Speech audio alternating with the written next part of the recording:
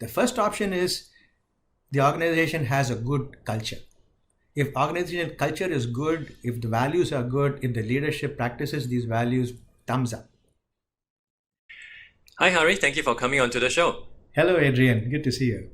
Good to see you too. And for the first time, I'm doing this on video, so I'm really excited. I hope I'm doing all this well. And thank you so much for agreeing and, well, encouraging me to try this out on video, which is my very first time.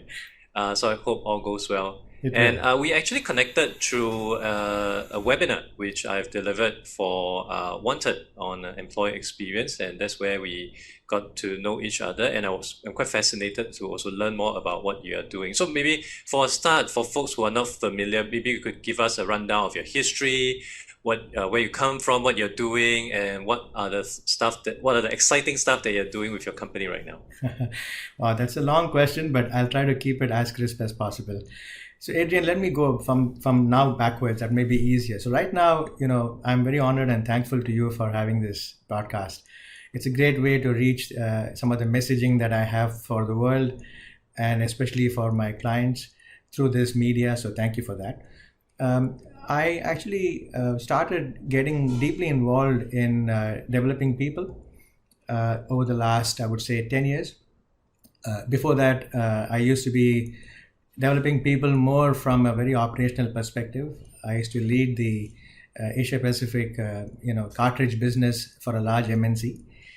And so around 10 years back, I had an opportunity to move from, sales and marketing type of regional roles to some kind of a teaching, occupation within the same company. And I never looked back. It's been a fantastic experience seeing people coming into some of my classes with a lot of, equity in terms of skills, competencies, and then giving them that little extra in the margin, so to say, to get them to be where we want them to be.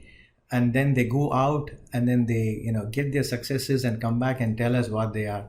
That to me, I've been in sales a long time, Adrian, and that has been one of the greatest fulfilling aspects of my professional career.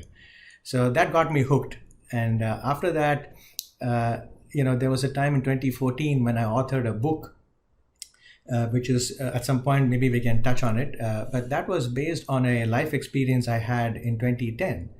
Sorry, it was 2001 when my son was just 1 year old. And I was laid off, which is no surprise in today's context. But that triggered certain, emotions in me, and that resulted in a book which became an Amazon bestseller in 2016. And that spawned off the company that I'm currently trying to promote, which is called Eminio Pursuits. The book itself was my discovery and my journey into discovering what is holistic well-being. Because well-being was a concept that wasn't very popular back in 2001, which is almost 20 years ago, right?